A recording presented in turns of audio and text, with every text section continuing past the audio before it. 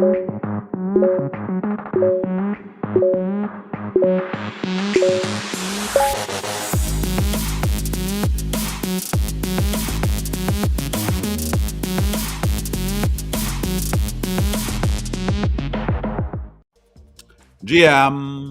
Good morning, sir. Good morning. It is Monday. It Happy is Monday. exactly freezing. It's 32 degrees here. It is 0 degrees for our Celsius-leaning listeners. It's -2 here. Woo! Celsius. It's at 28, 27? Yes. Somewhere in there. I think it's like 2.5-ish fair. I don't know. There's what is it? Is it 40? -40 is the same on both sides, right? Yeah. We get there once in a while. I don't remember. I know there's a trick to doing it, but Yeah, I'm pretty sure it's -40. But I gotta look it up. F2C. Not to be confused with FMC. pretty sure It it is the exact same price that it was when we. Yeah, like dead flat. It's been a nothing weekend. GM analyze. GM everybody else tuning in. Good. Just getting started here. Just firing it up. How was your weekend? What's going on? Tell us. Talk to us. Well, And I want to hear from you guys too. Chat away. Tell me what you guys did. What did you guys do? It is the harsh depths of winter. Is it? I feel like it's the beginning of winter. Yes, that.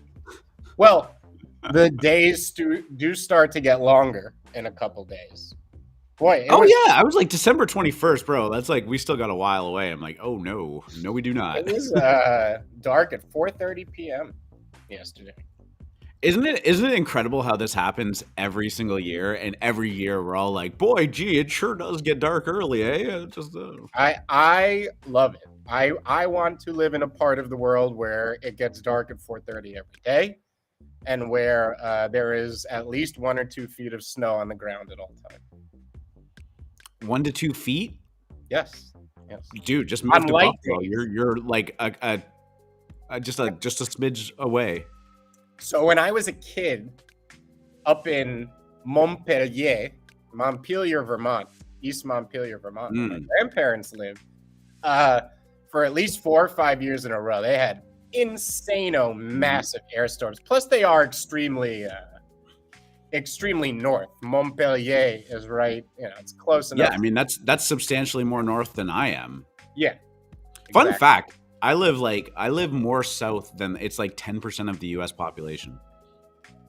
The more you know. Yeah, I've thought about Norway.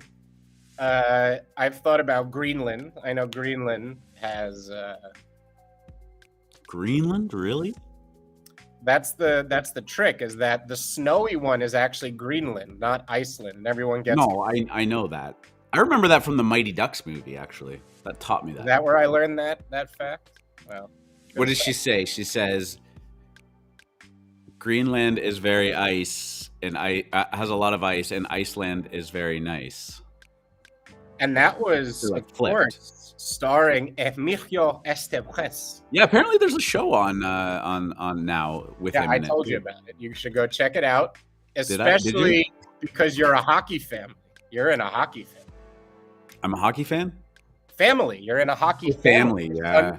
So you're like one of those Canadian hockey moms that yells at the ref, No, I don't. Some of the other ones do, though. Holy, have you witnessed it? Have you witnessed it?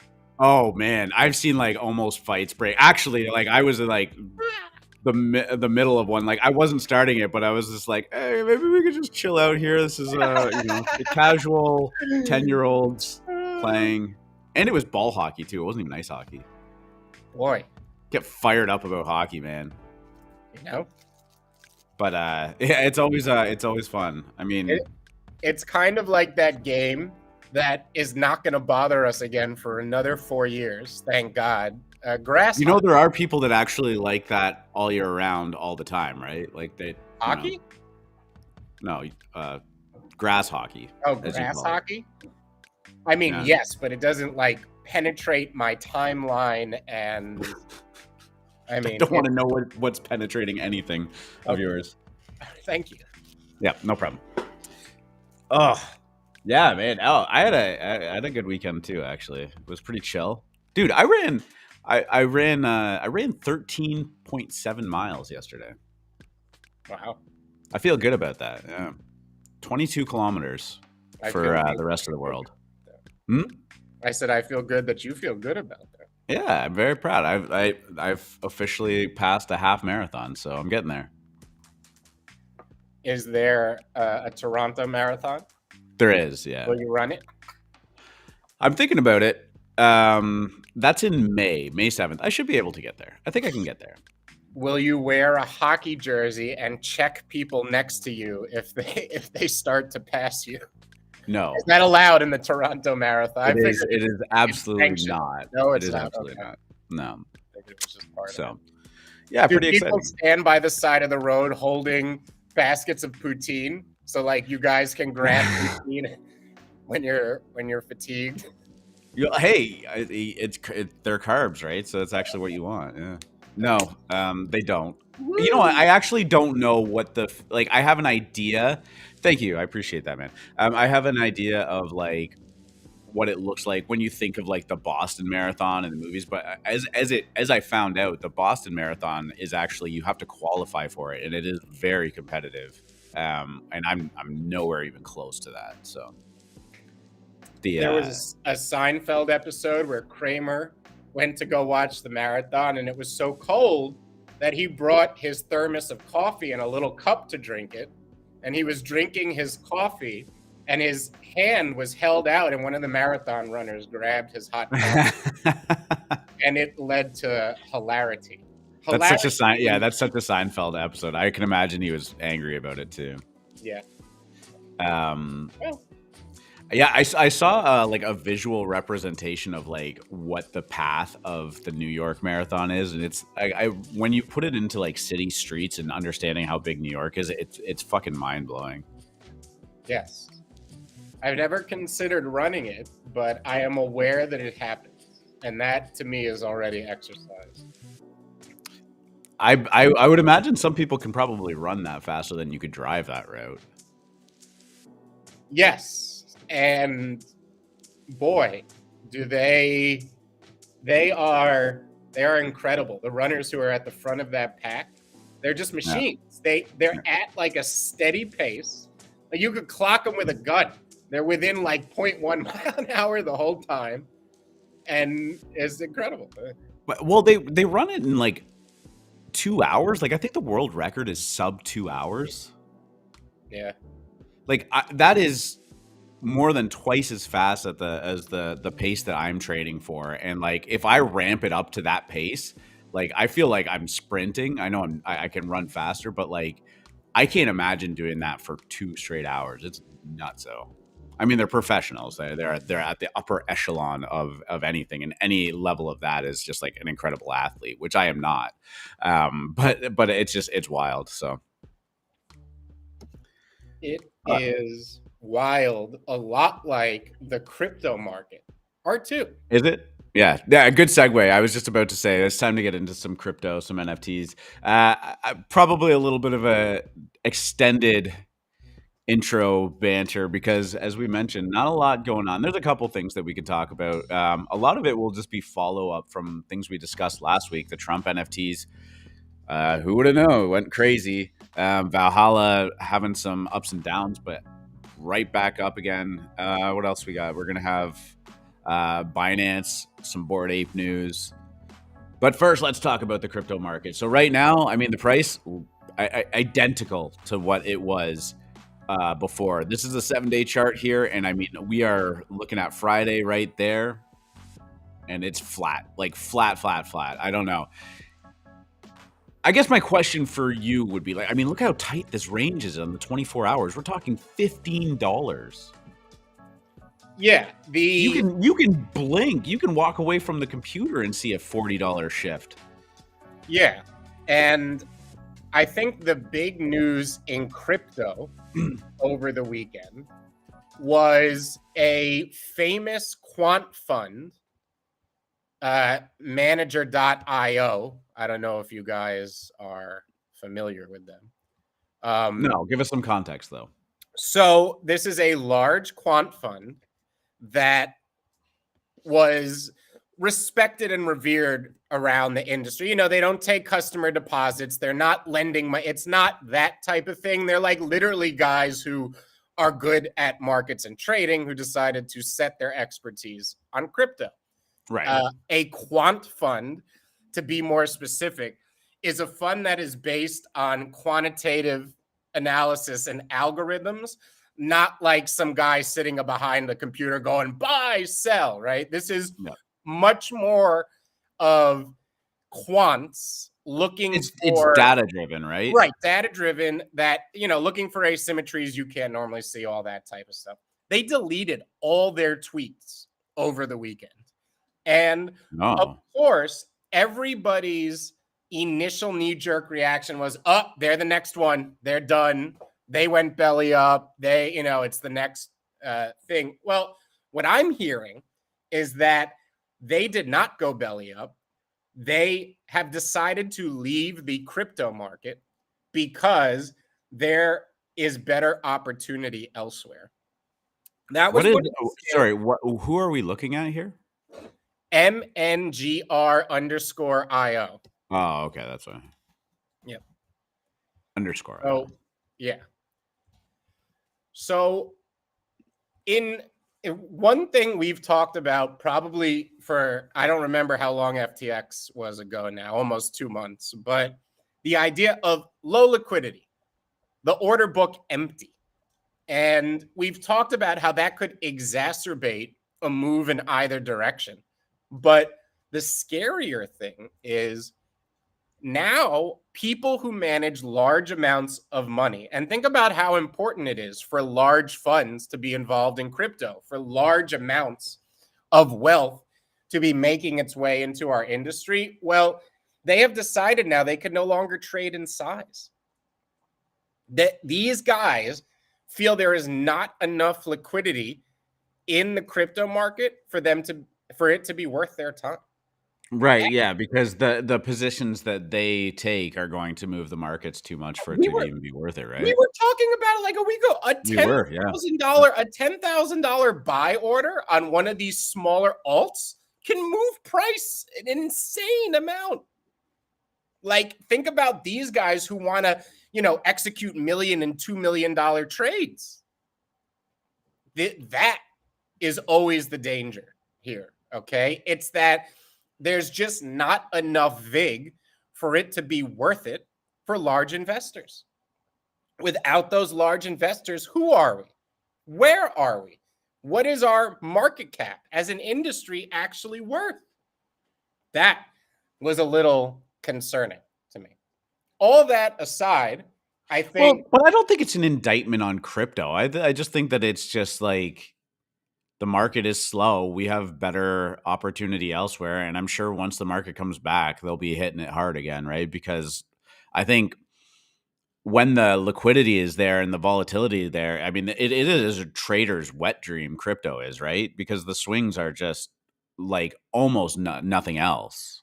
I mean, you do get the odd one in traditional markets. I mean, you showed me a stock that like went from $60 to $200, but like, you know, a bit fewer and far between than the crypto markets, right? Yeah, and that's what's kind of funny to me.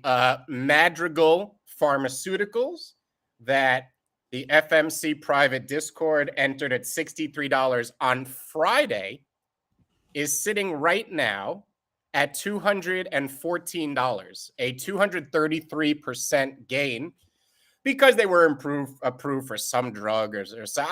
I use market internals to look. That's what we call a hockey stick right there. Well, I mean, that's a God candle. We talk about God candles. Like, here's what's funny. You can't find a crypto coin that's done that in like the last 2 months. And that was all crypto was. It was like, oh, there's another random coin up 400%. And like, that's all it was. Well, I bet there's one. No, 9%. No, really, like every once, you know, when you use any exchange or trade, they'll show you what like the largest pops in coin.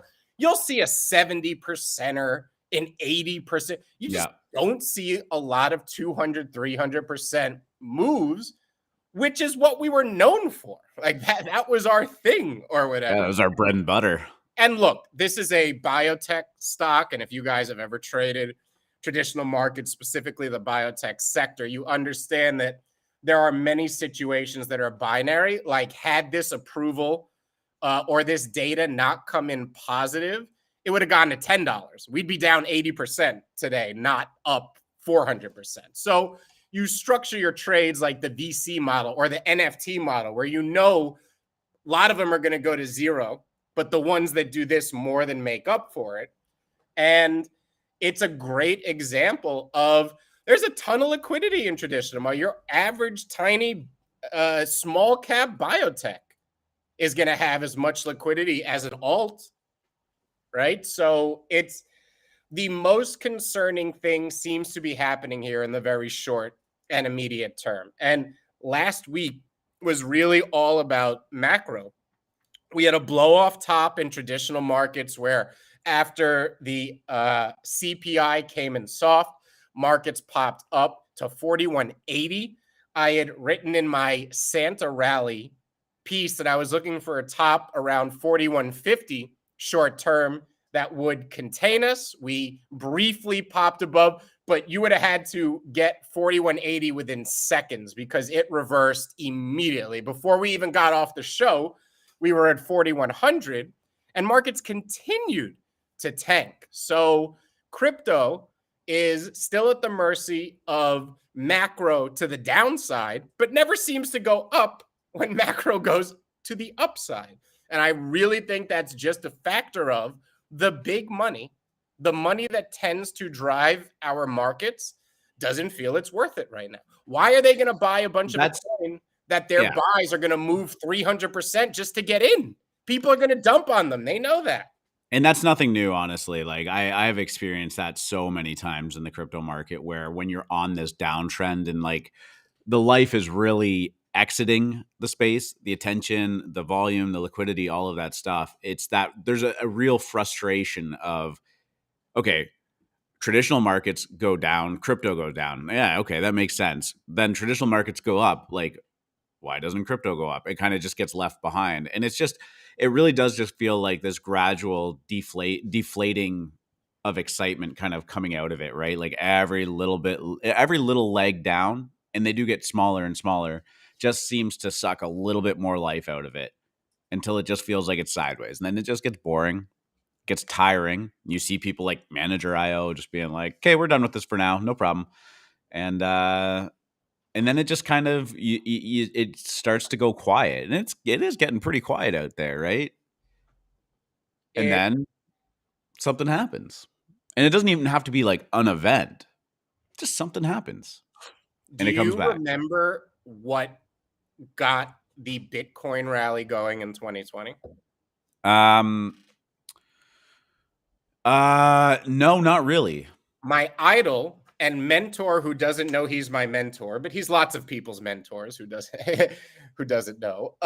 Paul Tudor Jones decided to get bullish on Bitcoin.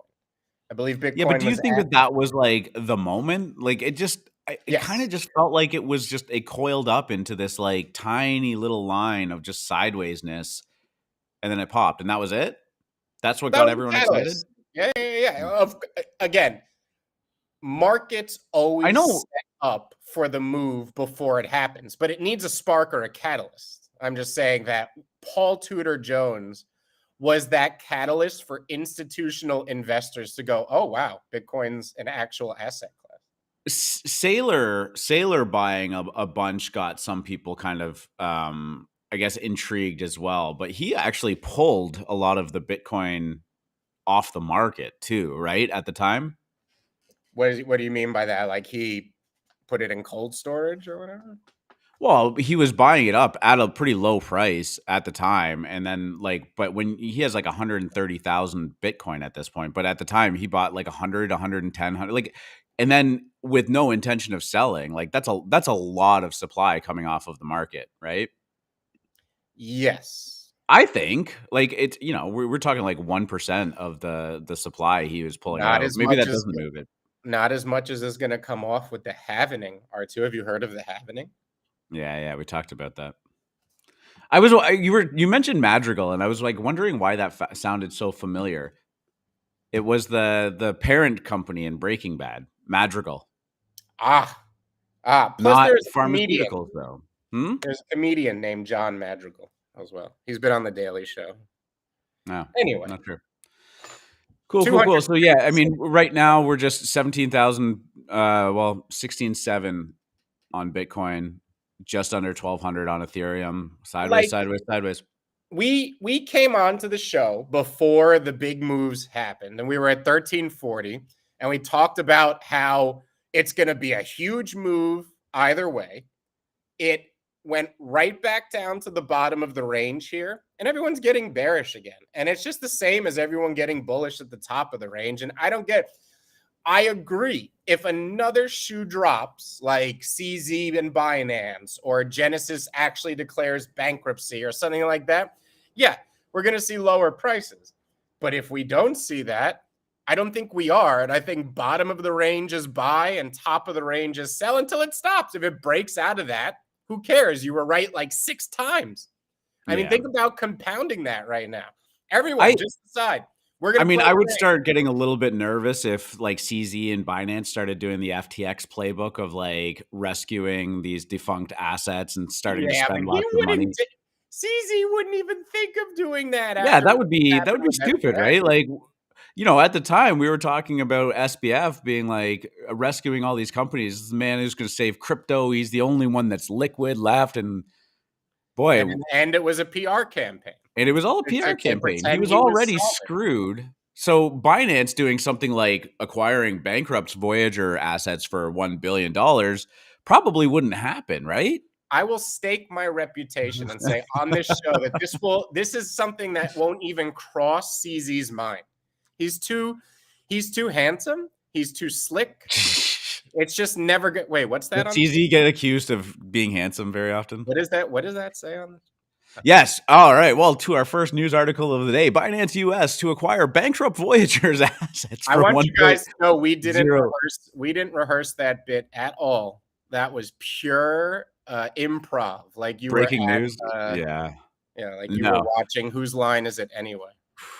We're just that good. Honestly, the first thing that popped into my mind when I saw this headline on Decrypt was here we go again. That's like that Grand Theft Auto San Andreas meme. Oh shit, here we go again. You should definitely check your DMs right now. I will do that. But oh, there we go. Yeah, there it is. Oh, so did you post that? Yeah. See, we are on the same page. That was after. I'm actually more concerned now that crypto is just giant hive think, and we're all about to be cattle led to slaughter. Like, we're literally using the same brain at this bit. Let's lull them into a false sense of security and let them survive 4 cycles or 5 cycles of boom bust, and then they'll be like, it can never die. When it took like 7 days to get to Europe by Steamliner, you could say shit like, "Oh, great minds think alike," but guess what? Now we're all sharing the same mind in our pocket. That's the power of memes. We pay $900 a year for the privilege of this hive mind that's driving us off a cliff. What is happening? So Deken's asking, hasn't Binance proven they've got real monies? To some extent they have, but we also talked about the auditors walking away from them and crypto last week. And so now they are looking for an auditing firm to be able to prove all of this stuff. Binance has done absolutely zero to make me comfortable in the last 3 weeks. I am not saying they're not solvent. I very much hope they are. I'm saying they've done nothing to abate anyone's fears, in my opinion. For sure. I mean, then there was the whole Kevin O'Leary thing with FTX, and then him going at Binance saying that they caused all of this and it's their fault and blah, blah, blah. I don't really care about Kevin O'Leary. But, I mean, the headline was, Canadian, eh? What's that? Is he Canadian? Yeah, he is. Hello. Oh, look at him pretend. Is he Canadian? No, it's fine. We got a lot of Canadians you guys can keep. Thank you. Do Bill you want to Murray. get into that I right now? don't care. We're taking Bill Murray. He's a national treasure. No, don't you dare. Anyways, Binance US acquiring the assets for roughly $1.022 billion. Very specific number there, but we think, we are told. I don't. I like. Do I think that they have the money? Yeah, but again, like we were saying that during the whole FTX thing, when FTX said that they were doing all of this too, and now it's just like there's a layer of skepticism there, and then you would do the argument of like, would Binance be ballsy enough to do this if they were already short on cash? You would hope not, but it's all about doubling down, right? Like, are they in a hole and they need these to be their kind of moonshot to get out? I have no idea. Like how much did FTT coin just taking a shit affect Binance? Was it that much of their liquidity? Were they basing? All CZ has to do is go to his handlers and say, we're $6 billion short, and the CCP will print $6 billion worth of yuan and give it to him to keep Binance solvent so they can continue to gain data, information, and funds from Europe and the United States of America. So I also wonder, like, I know that you've been saying that, but why would the US government be so keen on going after something like TikTok, which I don't know, maybe TikTok's actually probably more impactful than Binance, but like don't you think if that were the case for Binance that would be a big sticking point for them? Do you think CZ can fly into Washington D.C. right now? I don't know. Do you know the answer to that? He's a fugitive in the United States of America, but here in the United States, is he actually? Yeah. Oh, I actually didn't know that. Yeah. So everyone could just take everything as that. I do not care.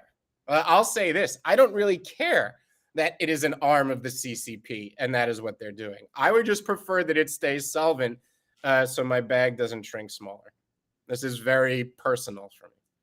I don't. Now that we're talking about it, I do actually think that TikTok is probably much. I don't have any money on Binance either, but them having to market sell all their assets because they're insolvent would probably fuck everybody. So. Oh yeah! Oh god! Yeah. Yeah. You want to see another leg down? There we go. Whew. Hey now. What else are we looking at here? Bored Apes, new CEO. So I mean, I guess the long and short of it is that like Yuga Labs is absolutely a gaming company. But Bored Ape creator Yuga Labs. Oh, lead that. That's the title. Bored Ape creator Yuga Labs nabs new CEO from gaming giant Activision Blizzard. Daniel Allegra heeds the call of duty to leave a stalled Microsoft acquisition to helm other side development. Now, the Microsoft acquisition is in reference to Activision Blizzard, which at the beginning of 2022 was one of the biggest kind of news events we sort of kind of had in like metaverse sense, right? Like Microsoft, we know is already kind of getting to this. They have the Xbox, blah blah blah blah blah. They were acquiring Blizzard Activision for $69 billion with a B. Of course, both of those companies have a huge gaming IP, and I mean, in my mind, already have a semblance of a real working metaverse already, right? Like World of Warcraft has existed for 15 plus years now, maybe longer. Millions and millions and millions of monthly active users, but I mean, they exist in a metaverse type ecosystem, right? It's just not Web3. It's not crypto. It was often speculated that this is Microsoft's big play to kind of push forward into that. That has stalled. Who's the governing body that would prevent that? Is that the FCC? Yeah, the FCC is trying to block that as an anti-monopoly kind of move. But the president and COO of Activision Blizzard, so this is a big title, is now leaving to go to Yuga Labs to be their CEO. This is a big time player, right? This isn't one of those, we often joke about NFT projects being like, oh, former Marvel artist, and it's just like some guy whose job was to like change the color of the sky a couple shades to make it match or something like that, right? Like this is one of the key players in an absolutely behemoth company, and now going over to Yuga Labs. So Yuga Labs not slowing down their pursuit of being the de facto metaverse with the other side. And I mean, hey, I think that this is exciting. These are the kind of people you want to see in the depths of a bear market making that decision to go build. Yes, I don't know what Bored Ape Yacht Club is, but and again, that I'm not doubting them. I just don't know what their vision is, and that's on purpose. I mean, they're obviously using marketing to create hype and mystery and all that type of stuff. But I don't understand it as a video game. I just don't. Maybe I'm. Well, I mean, I guess the Maybe I question is don't. like, what is their video game going to be? Because World of Warcraft has a purpose for being a metaverse, right? Like you live in, it's this fantasy land. There's a big sweeping plot line, different factions, gear, all that stuff. So like, I get what they are doing, but like, what is the other side going to be? I mean, I'm sure that they have thought about this a lot and they're working towards something, but yeah, sorry. Like my guess is that to me the only way this angle works if it is play to earn, right? Like if I don't know what people do in League of Legends or Fortnite. I think they shoot at each other or whatever, but do you get coins if you kill someone? I don't know how it works. Yeah, I don't even think it needs to be that, right? Like, I do think you can have a pretty robust economy without the whole like I'm logged in now, I'm playing to earn. Again, like, and they haven't even been shy about this. They mentioned being like the adult Roblox, but that is an economy where like Yeah. if you are just a player of Roblox, you are not earning.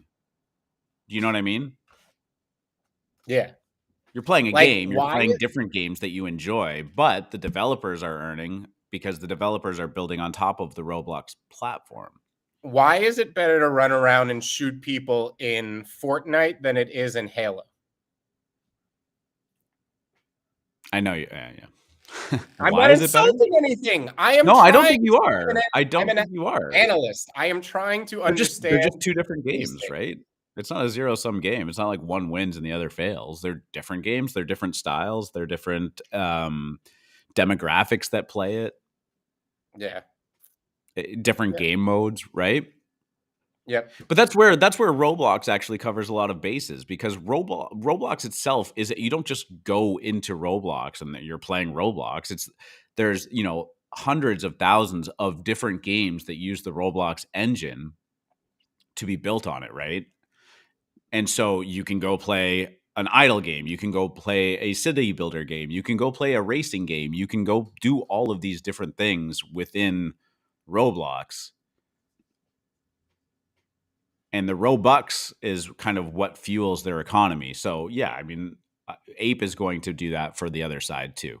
So Yeah, I mean, I feel like if somehow the average person can download an app on the Apple Store, log in for free as you do with these free games, and by giving their time can earn ape, right? The apes earn it passively, which is great, but other people can earn it by going and playing the game with their yes, time. That is what's very interesting here.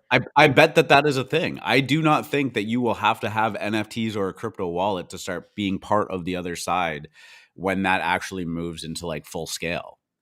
So, and that's why my only question is what Bored Ape Yacht Club was. Okay. What in other, okay. So I think this was a left turn for them. I don't think when they started Bored Ape Yacht Club, they were planning this. That's my concern. I wholeheartedly agree with you. That's my concern. This is my concern because why did people buy Bored Apes at the top who weren't buying it for financial gain? Not the people speculating, the people buying them. Was it so they could participate in a video game? It's very confusing to me. No, but I do think at some point you just have to say, okay, like you guys obviously doing cool shit, and they're building, they're raising money, they're well connected at this point. It's just exposure to that. But I mean, when you want to just boil it down, there is still that, community aspect of it. Being part of the Bored Apes might as well be like, owning the PFP version of a Lamborghini or something, right? Yeah. Like there still does. There still is a reputation of having a Bored Ape PFP. Would you Yeah. not say that there isn't? Like, that comes with weight. I agree. Yeah. I get that you're saying like that's not why, or like this whole gaming stuff isn't why they jumped into And it, though. this is just my personal. I cannot play games where there's not a money component. It doesn't make any sense to me. It feels like I'm just wasting time. So GameFi is something I love. I hate that the industry moved away from it and is trying to be pure to what it is, because I think that's going after the easy money. They know how successful gaming is, and they just want to exploit what is considered the virtue signal within the.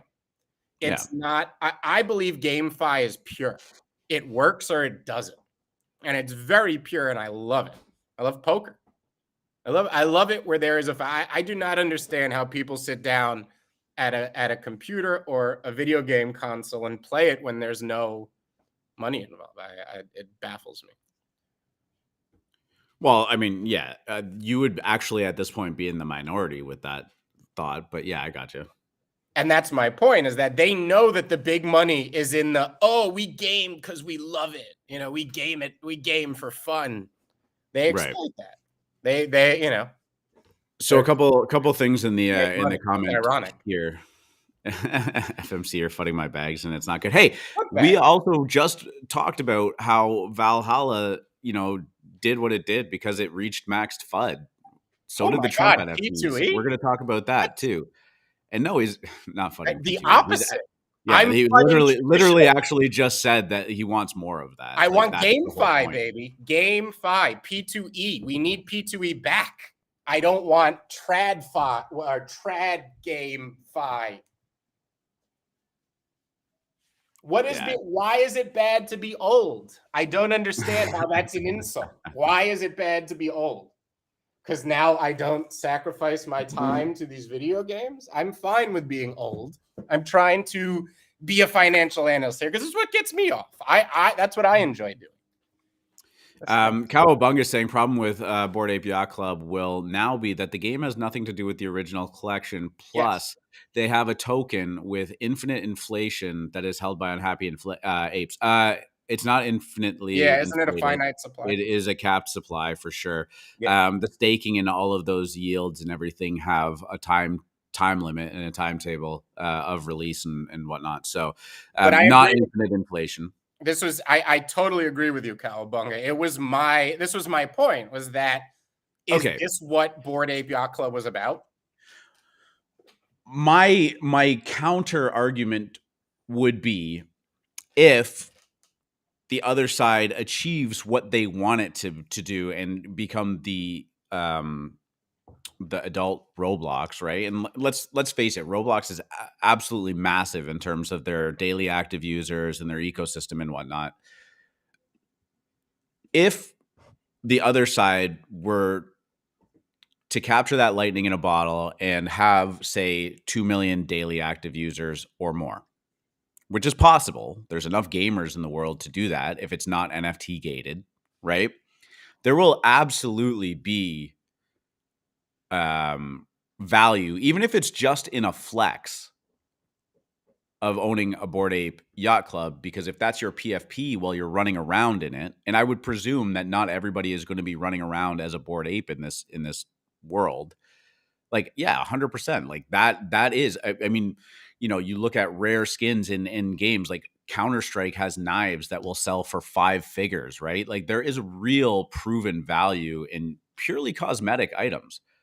But then if if you factor in that these apes have and will yield for some time ape token, and ape token is what's powering this ecosystem, it would be like owning a share of all Robux that are solved, which is Roblox's monetization and one of the main reasons why they are worth so much already, right? So I mean I do see the end game there.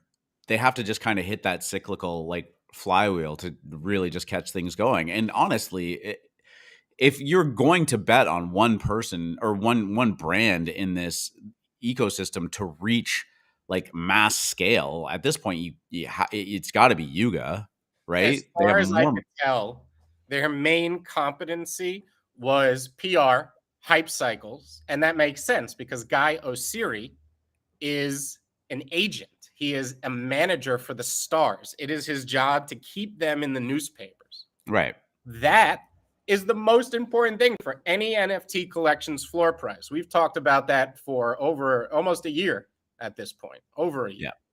And oh yeah, go ahead. Sorry. right. And I just do not, again, if it works, great. I mean, if anything works, it was the right decision, I suppose. But I don't think this, as Cowabunga says, speaks to what it originally was. And I ideally, agree with you. You can't not agree with that. well, ideally, the pivot works. I mean, like we all agree, it's some sort of pivot by them. But it's, I guess what's suspicious to me is it's a pivot into the buzziest part of the market. You know, I don't know. I just want it to be P2E. Gamify. That's all. I'm sure it will be. There could be some element of that, right? I'm sure it will be. But we've already established, and we talked about this with Phantom, right? When we did the coin analysis. We know that this is one of the reasons why Ethereum has a huge moat right now, is because the development on it is massive, right? Yeah. So where the developers go, oftentimes the participants also go, because if developers are building a fun, enriched, robust ecosystem of different ways to participate in said ecosystem, right? Then if developers are building all of these fun games and things on top of the other side, and now because Ape is powering it, they get to share in Ape that is purchased or spent in their own little sub ecosystem, there's a lot of incentive for developers to start building shit in the other side. And when that happens, people start coming to it, right? So like I see a world in which the developers are incentivized enough to participate in this, and it gets huge. And then by extension, I do think that the Bored Apes will carry into that for sure. What's coming earlier? All celebs that promoted apes getting fined, or other side game launch. So over. Yeah, I mean, we talked about the promotion and the lawsuit and stuff like that too. I mean, I don't think that they were buying it and promoting it as speculative value, but I mean that's for the court of law to decide. So I don't know. The court of law. Yeah, that's a nothing burger to me. I don't think any of those celebrities are going to be fine. I actually think Bored Apes needs to lean back into that shit. That's right. where I'm focusing. Oh, I mean, everything. Every time you see somebody on stage at a concert and like the shit that they're wearing, the stuff, it's all promotion. Everything's given to them. Everybody wants to get their stuff in the hands of celebrities to promote it. Sure, maybe the disclosure laws are going to have to change and they're going to have to be more transparent about everything that they do. But I mean, it works. They're good at creating that hype cycle. It works. Look what happened when Steph Curry changed his PFP to Bored Apes. They just entered a new stratosphere. If you ask me, if you put a gun to my head and say, I think everybody should right now go accept all the WETH offers on their Bored Apes, take that and dump it into Ocean, the Ocean protocol. And the main thesis there is I am very long. Perfect. Good disclosure. That is that we also didn't rehearse that. No, I had no idea that was coming. I do not own any ocean. No idea what we're talking about here. Keep on open, cake in the ocean. I mean, I will say this, and this is the last thing, and we can wrap it up and switch subjects because I don't know if this has just been something that's been beaten to death. But I mean, I would not be surprised in the next 24 months to see some kind of large at scale concert or music festival type thing within the other side where you're going to get all of those like famous Bored Ape, Snoop, Eminem, Justin Bieber, performing a live type show in there where anybody can log in and go participate in it. And I'm telling you, like that's already happened in Fortnite with Travis Scott, and like it's gonna be token gated though. You have to have a Taylor Swift ticket too. All right. Well, I also had a pretty nasty Bored Ape hack went down on the weekend too. I don't have a lot of detail, but like, damn, 1,300 ETH worth of apes gone. So. I wonder how many of those Franklin owns now, because he's usually the top WETH offers on the. Yeah, just keep scooping them up. Yeah, 13 apes. So pretty gnarly there. Whatever. Let's talk about the Trump NFTs. I guess that's probably the next thing that we were getting into. We talked about them on Friday. Huge. Oh my God. Huge. So, I mean, again, you want to just talk about fading the obvious plays. I mentioned that I was looking at them at 0.13. They had went up to 0.18 kind of while we were on the show. Nice little 50%er, whatever. What kind of life is left in these? It's a 45K supply NFT. They're not particularly good, kind of on brand. Log in on Saturday. They're at 0.7 ETH. Absolute cook. And why would I fade that? I have no idea. I'm kicking myself now. I know hindsight's 2020, not a big deal. And there's always stuff. Would you have sold at 0.7, or would you be back round trip it right back to 0.25? Right. I mean, I definitely would have sold into some of it. Like if I had taken a position of like 10 of them, I probably would have de-risked at least. Did you have a preference for hat? Would you have gone cowboy hat or Santa hat? I would have gone pixel face, honestly, I think. There was like a subtle nod to like NFTs. It was great. They found a few of the traits where wherever they photoshopped them from, they didn't remove the watermark. So if you look really close, the watermark is still there from where they stole it. Yeah, that was pretty dirty. That's classic. That's classic. Right, on brand. On brand. Perfect. Yeah. Classic. Perfect. They actually made an SNL skit, and man, the volume on it has been nuts. Where did I had the OpenSea open? $5.5 million US dollars has been traded so far. Where did it go? You just got blacklisted from OpenSea. Did I? Because I'm talking about the Trump NFT. Okay, we'll go with that. There we go. Yeah, so sitting at 0.26 right now. 6,500 ETH in volume. When we were talking about it, it was at 700. So it's had quite the weekend. I guess the interesting thing is, and if we had kind of thought about this a little bit deeper, you say, okay, who's buying this? He promotes it to all of his followers. You can use a credit card to buy it. It's on the Polygon chain. As it turns out, half of the supply of Trump NFTs didn't even have enough gas in the wallets to list them for sale. So, I mean, hindsight being 2020, that could have maybe been obvious too. So I will read you something. This is by Eddie Is Kongs. You guys probably know him. He's a Kongs, I guess, for lack of a better term, influencer. Yep. Here is a thread. My dad gets DGen of the Week award. He bought 45 Collect Trump NFTs in the hopes to meet Trump. He paid $4,400 with his Amex and could floor everything right now for a net profit of 28 grand. Craziest part, he has a one of one. And as we know, over the weekend, at least one of the one of ones went for 20 ETH. And This was in a response to a kind of joke tweet that DC Investor had made, where he said, I bought 45 Trump NFTs in December 2022 to have dinner with Trump. I sold them for 40K of a token called ETH when it 10x'd in 48 hours. ETH was 1180. Now ETH is 10K and I'm making a down payment on my first home with it. Thanks, Trump. Trump NFT buyer in 2025.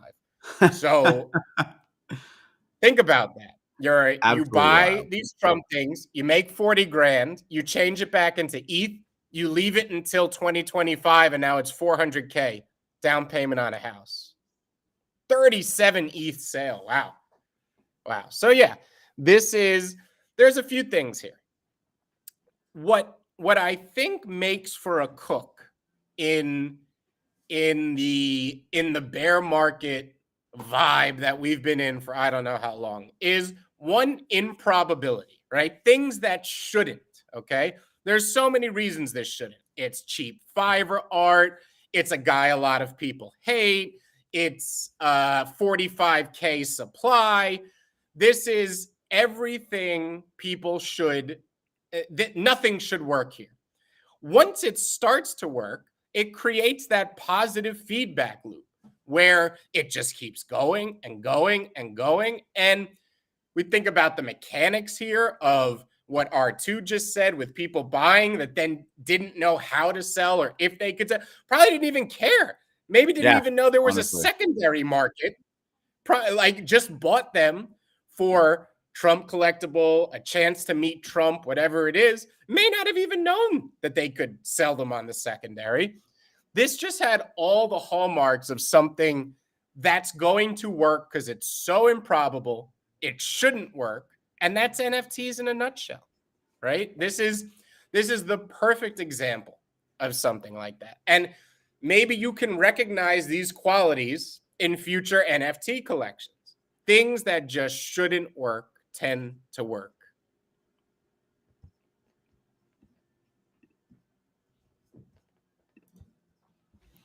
Sorry, I don't know what it is about the OpenSea analytics that makes my computer sound like it's about to catch on fire, but I thought you were lost in his eyes. I was like, why are you so quiet right now? We can't hear it if it's any consolation. No, it's not that you can't hear it. It's just that like it starts getting really slow for some reason. Yeah, this is the 37 ETH sale right there. Was that 50 grand pretty much almost? Well, no, I think you're absolutely right. I mean, we saw it happen with Valhalla. There was a lot of FUD leading up to it. There was a lot of FUD during the mint, after the mint, blah, blah, blah. Did they do like, but I mean, FUD is just like max attention, right? Yeah.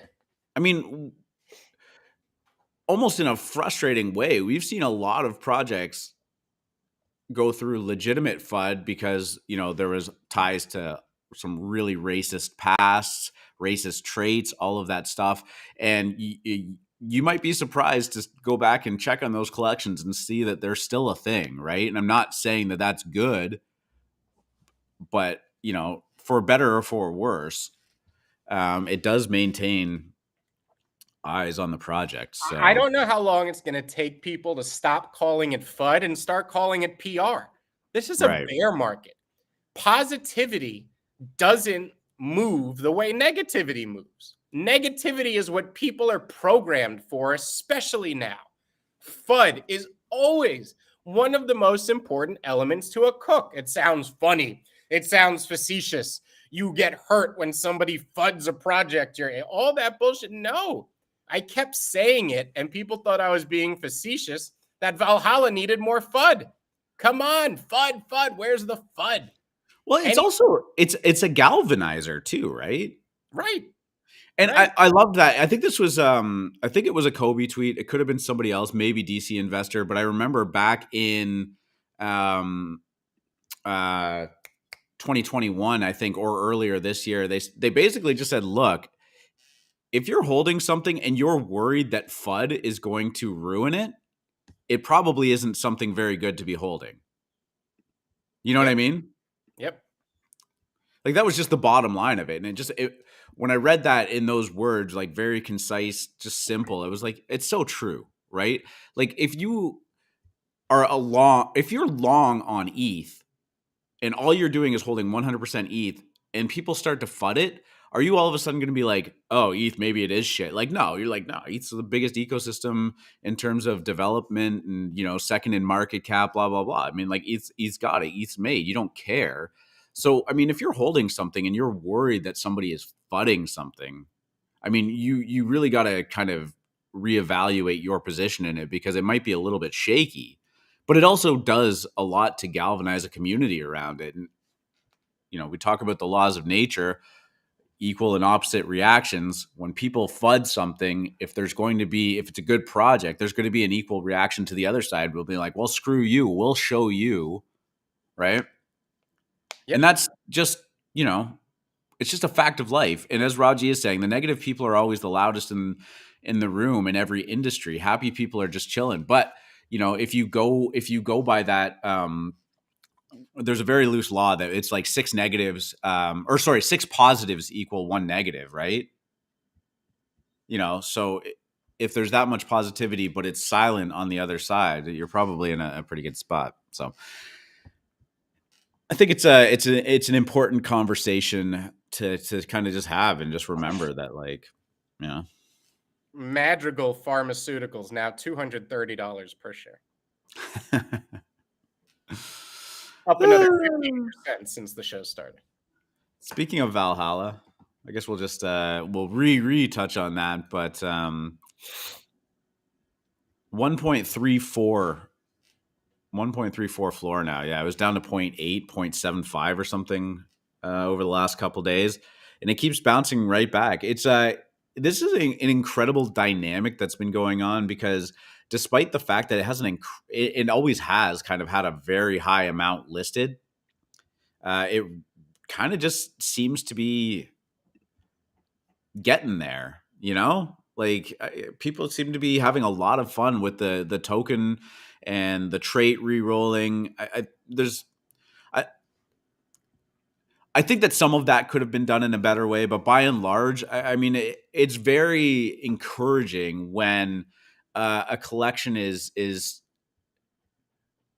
liked enough that people really want to customize it to be their own PFP. I think they're doing it in a relatively interesting way. I know it's not the pure, like, you mint in that you get what you get and it is what it is. But I mean, I think, again, that FUD has created a pretty strong community too. Yeah, I think the two most bullish things for Valhalla are that even during the pullbacks, like even when it was down at 0.8, it was a very thin floor, right on back to 1.2. It was. Yeah. Like, it was not going to take a lot of sweeping. People weren't dumping the floor aggressively. So it seemed like a run-of-the-mill pullback. And of course, the other really bullish thing are the rares. I guess D's pointed out too that the dark mechs, which aren't even a trait, dark mech is not a trait that you can organize by. They go for as much as the godly, eternals, and demons. Yeah, these ones right here. Right? Yeah, the mechs that have a dark metal exterior, they go for above 10 ETH, 12, 15, 16 ETH. 16 ETH the highest, 15 there. There's a 15. Yeah, big sales. And, these are, and again, with the minor caveat that this could all just be the company itself wash trading to create hype, whatever. That is usually the sign of a project that is going to have a decently high floor, staying power, and not dump too much. These are desirable. I don't know why. There was no reason for the pump off the lows, I guess, with just the exception of we ran out of sellers. I didn't see anything specific. You know what I will also say? I mean, they passed the PFP test. Fabulous. I think right. They are good art. They look like good PFPs. They're people are happy to rock them. What else can you say? I'll tell you, those tend to go for a lot. The baklavas. These people love those baklavas. Yeah. Isn't it balaclava? I don't know. Killing it. I think the token's actually doing pretty well too. Are we back up to 0.07 yet? Oh, 0.06. Nice, nice. But yeah, I mean, I know people are kind of holding on to those and starting to hoard them, expecting some further utility on top of just being able to reroll traits. But it's been an interesting It project, start to finish, if nothing else, right? Like there's been a lot of yeah. interesting dynamics, a lot of questions on the team, whether or not they can execute. They clearly are showing that they have a long-term plan. I mean, you don't just roll out um, a low supply token drop to do this whole reroll mechanics without that being built in long before mint. So, maybe that's why the mint went down. They finally had all of this stuff working and ready to go. Right. Yeah. Yeah. I think that the reroll hurt a very specific group of people I was a part of. So that angered me. But Yes. for the most part, it was good PR. People liked it. And I think the general idea here is most people who have wanted to roll or re-roll have. There was one unique trait, a chainsaw, Yes. uh, which you saw a lot of large sales going with because it's the one rare item that wasn't there at Mint. So there are a lot of high Yeah, only sales. 4 of them now too. Yeah. You Yeah. had to have an Eternal to roll it as well. No, they have them for humans and mechs as well. Oh, they Human ones were going for like 2 to 4 ETH, gotcha. depending. Mechs were a little more expensive, and then the toxics. Sorry, those ones would be match because the Eternals have like the matching I think style. it's called the Federal Reserve, which I loved the fancy name of the weapon or whatever. But yeah, it's Yeah, right the here. as a small niche example, people who had the previous Grail weapons, there was 2 or 3 of them, one of them being the end game, uh, there was a 0.3% chance to roll in end game every time you burned one of the tokens. So every 300 rolls, they added a new end game to the supply here. So those of us who had one continued to see their you see Yeah, one of these, yeah. one of these, and they just kept adding new ones to this. So that floor, which at one point got up to 10 ETH, and they weren't moving at that, but the reason now it dumped down to 4.2, no one knows where the supply is going to end. They could add another 40. That sucks. That sucks for like if you didn't sell into the initial pump before the rerolls went live, it sucked as a holder of that. But I think overall people like the reroll experience. So. Yeah, I mean, I spent a little bit of time thinking about this too, and I think the right play at the end of the day would have been um, the supply after reveal should have been capped for all the traits, and then having a secondary supply of things that you can re-roll into, right? Yeah. However, once those initial traits had been swapped out, they can get back into the pool, right? Yeah. So, That's a good way. if there were 40 endgame swords there and someone for some reason rolled, I don't know if there was something better, they rolled into that upper tier, that one endgame that they pulled out would go back into the supply, right? I think that would have been probably the best way to do it. But regardless, I think overall the hierarchy of rarity kind of it probably stayed a little bit flat. Now I would have shifted. It would have shifted vertical. It would have had to have. Like I said, I think this was a net benefit for the collection as a whole. I But I can agree. tell Yeah, you I there were agree. some Yep. very specific niche holders who got screwed by. I mean, I watched the I have supply not went. re-rolled any of mine. I have a whole bunch of tokens. I was thinking about it, but at the same time, I'm like, my thing is like the ones that I have. Well, one of the ones that I have is like pure floor, right? Yeah. So if I re-roll and I get something that's slightly better, does it become more than floor? You know what I mean? Like, at what point is there this like gray area in the middle where you're just not going to get any sales in there, right? Like, it's either floor or like 2x, 3x floor. Always a danger to have like those Yeah. kinda rares, which sucks. Yeah. I think that was what was so encouraging early on about the Valhalla. I was even asking Yeah. R2, I was like, is there a gamer angle I'm missing on why rares are going so much above floor and with such volume? I thought maybe like gamers understood why things would be important, Hey, I or if it mean, was just vanity. I didn't. yeah, and that's it. I mean, the bottom line is like gamers have shown time and time and time again propensity to spend hundreds, thousands of dollars on cosmetic items for in-game things, right? Yeah, because I'm still fuzzy And on the that's not even a project. knock. Like, I totally get it. I'm still fuzzy on the project in the term of how the PFPs fit into the ecosystem. Like, here's my gut is that okay, we as Valhalla own the railroad tracks. We own the foundation here.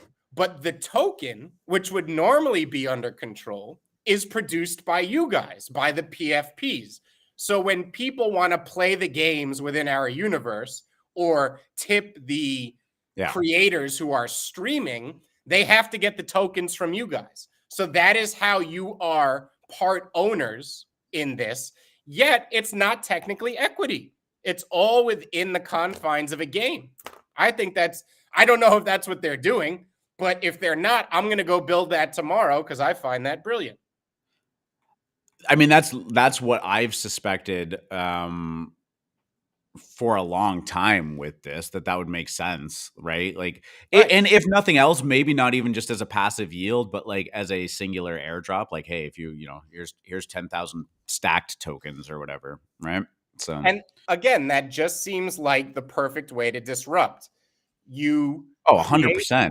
right, because now you're allowing people to share in the success of something in a way that is like just native to how a gamer thinks. Like this is, there are utility tokens in most games to do whatever you have to do. Where do they come from? Like, is it just the central bank who could print unlimited dollars without your vote involved? Or is this maybe what the PFP collection is geared to do? I don't know because I think security laws definitely factor into how they could either implement it, phrase how it works. I don't know. Yeah. Yeah. But Well, and this is yeah, kind of where I start getting a little bit murky and trying to wrap my head around how it would end up working is like, do you want this token to be inflationary with the incentive of like keeping the price relatively flat? I know that you want the token price to go up, but at the same time, like if you are tipping in tokens on the Stack platform, are you going to be tipping in dollar value or are you going to be tipping in the tokens, right? yeah. And then, so like, as the tokens go up in value, are you tipping less tokens? Like that would make sense too. But do non-crypto people want that, right? Like, do they want to be tipping in Well, something that has speculative value? right. And I think this is something that, again, the underlying centralized organization of the company has to handle because you need to be able to affect supply based on what's out there. And if you want to have a growing economy, it's very difficult to have a fixed number of tokens and grow past a certain point. You don't want the utility token to just get more and more expensive unless you as the game keeps making it cheaper to do the same things. That would be the only way you would Yes. be able, would be if going on a mission was, one Valhalla token in Valhalla 10Xs. Now it has to be zero point 0.1 Valhalla tokens. It's just, is that a nice design, a nice UI? Does that make sense to like constantly changing prices for missions? Maybe. I don't know. It sounds like it could work. Like it's variable, right? Like, don't you think the mission itself could be in a fixed amount, right? So you I price mean, to a lesser missions. extent, we kind of deal with this every day, right? Like, do I fill up my car today where the price is high, but I probably need gas, and like, or do I wait for tomorrow? And I mean, you might be saving a couple bucks at the end of the day. It's not like it's a huge deal or whatever, but I mean, we are susceptible to this in real life too, right? Yeah, exactly. I mean, we are creating mini economies in the metaverse. And I think that would just be the one consideration if you're putting the token generation, if you're somewhat giving it off to a different entity that you don't control as much. I think there have to be safeguards for the economy, because it is, at its foundation, you did create it. It's not nature. So you do have to create the rules that govern it in certain areas.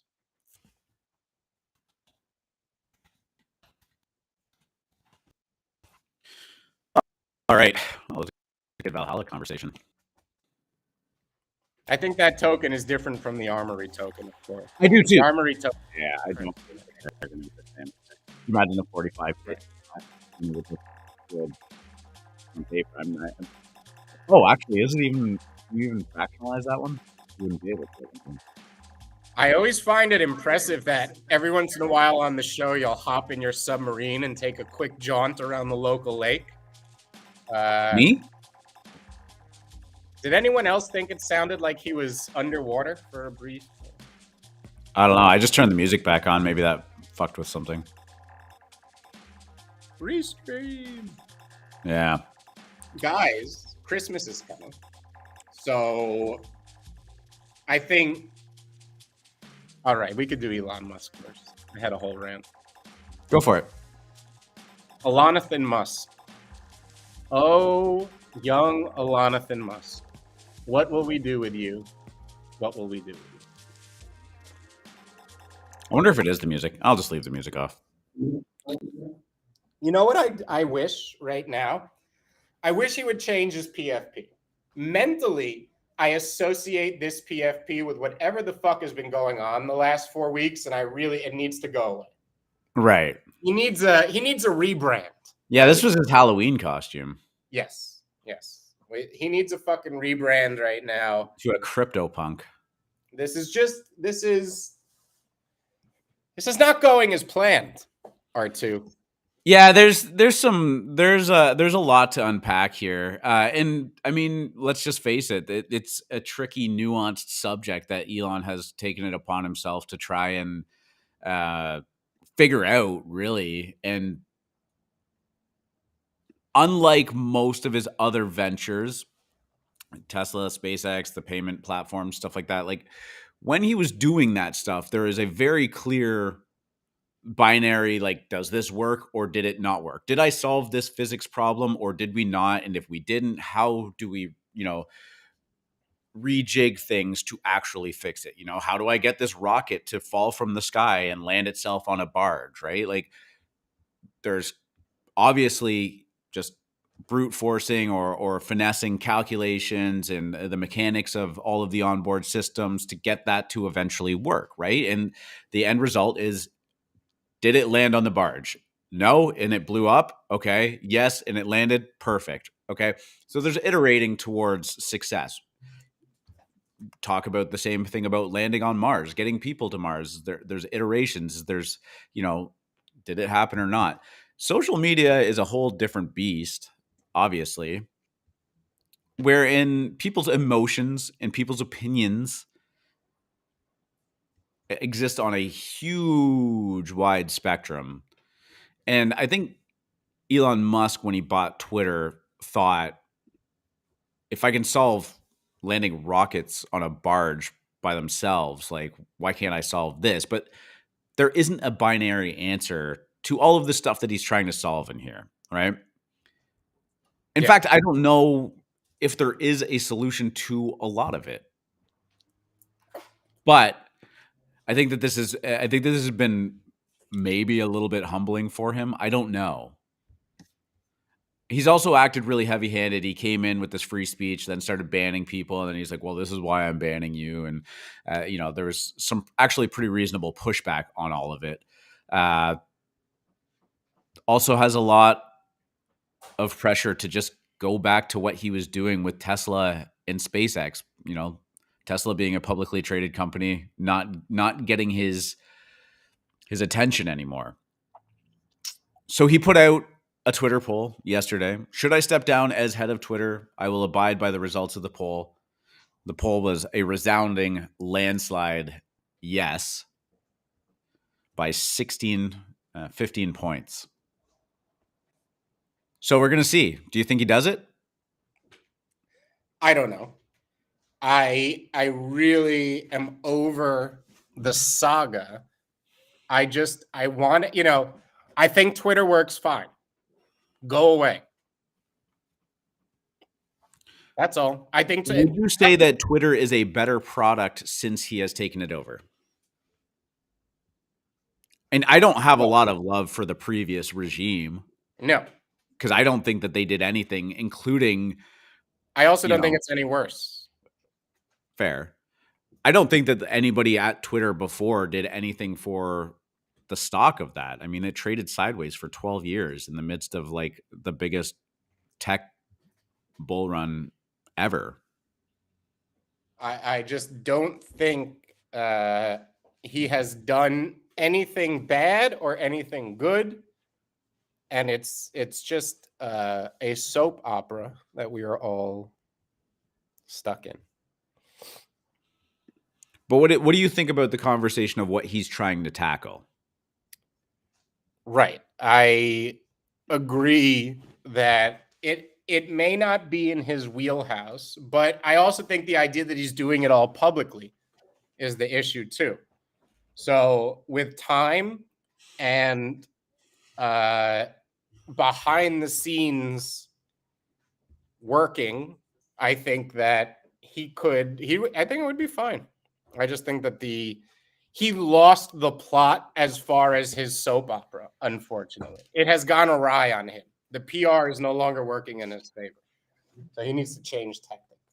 Right. Where at first, like, there was the anti-Elon contingent, and they were anti-Elon with Tesla and anti-Elon with SpaceX and blah, blah, blah. A lot of the Reddit community is very anti-Elon. But I think that, like, even a lot of his supporters are now being like, this is just exhausting. And, like, yeah, you're losing the plot here. So I think it's I think it's turning on him a little bit. So I would have sorry, go ahead. I think he's going to change his PFP. I think he's going to stop tweeting about Twitter. He needs a break. That's all. He'll be fine when he comes back. He just needs a break. I also think that there were, from like a user experience standpoint and the quality of the product that's out there, there were so many low-hanging fruits that were actually just a technical problem, which he has proven himself to be very confident at fixing. You know what I mean? Yeah. Like, spaces suck. Fix that. Make that product better, because people clearly love using him or using them, like the space. He rugged spaces for a day or two. Right. You can't get onto spaces from a PC or a laptop. Like, how much effort and dedicated, time would it have taken to launch that? All of a sudden, you have a better user experience and incentivizing more people to actively use it. Like, Spaces is great. We saw how big Clubhouse was getting. Twitter turned Spaces on and just crushed it. Like, there are so many technical issues that were plaguing Twitter that would have been very easy for him to fix, but instead, he went all in on some very, very difficult problems that he tried to fix right away. Whereas I think that should have been the long, drawn out process. That is a longer battle that you can fight. And in the meantime, just deal with pure technical issue. So, I think that this is missing the plot here. I don't think that Twitter is at risk of being overtaken by some of the other platforms. I think it's got a very wide moat, and the vocal minority, as we mentioned before, will say that they deleted their Twitter accounts, but frankly, they weren't using it anyways, so it doesn't matter. But yeah, I'm really fascinated to see if he actually does abide by the results of that poll, because I don't know that he was expecting it to turn out that way. And then, if he comes out and says, well, it was botted, I mean, you were saying that you fixed that problem. So what happened there, right? So. Yep. Yeah, well. Yeah, well. GM, the real Tom Nook, please stand up. Haven't seen you in a while there, man. Good to hear from you. All right. Now I'm turning the music back on. Closing the screen. What do we got going on today? It's Monday. 6 days until Christmas. You wanted to go on a Christmas rant. Go do it. There was a tradition that started in the late 16th century England called barring the schoolmaster. And it often involved children in, you had small schoolhouses at the time, but they would gather weapons and rocks and sticks and bar themselves in the schoolhouse to prevent the schoolmaster from going in. Why did they do this? This was to hold them hostage, to have a Christmas vacation. They would request 10 days from the schoolmaster. And this was so rampant, it occurred up until the late 1700s in the United States as well. Some schoolmasters were even shot at, rocks thrown at them, barring the schoolmaster. Kids used to not get automatic holidays for Christmas, barring the schoolmaster. And knowing is half the battle. I'm excited for Christmas. I don't know. I'm tired. It's such a busy time. The feeling is always nice because it's a calm day in which it feels like there is no impetus to do stuff. It's the only day of the year it feels like. Yeah, true. I mean, everything's pretty much closed. I've been going to spend some time with my parents and have a family thing to do on Boxing Day. You guys have Boxing Day, right? No. You don't? No. Christmas Boxing. December 26th. The day after Christmas. But do people, so Christmas is on a Sunday. Like, does everybody have the Monday off? How does that we get off until the day. I mean, every person's job is different, but the schools are closed until New Year. Yeah, I know that stuff, but I mean, like, okay, so if Christmas was on a Wednesday, basically everybody would have that because it's a holiday, right? You do get the day off after Christmas. You do. It's not an official holiday, but I think most employers. Oh, see, ours is an official holiday. Nice. Yes, Christmas Boxing, as it used to be called, was the pre-present term for giving something on Christmas. Oh, Boxing Day is because we celebrate when Lennox Lewis won the gold medal. Great boxer. Yeah.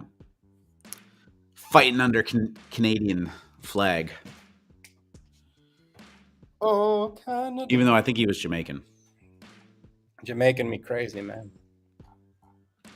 Good one. All right. Anything else you want to talk about? No. I am satiated. You're satiated? Okay, cool. All right, guys. Well, that was episode 177. I think I got 176. I'm not sure. I don't know if I updated that title or not. My bad. Definitely 177. Sorry. There we go. In the books. If you guys want to hit the like button, appreciate it. We will be back on at 9:30 a.m. Wednesday morning for our usual Wednesday show.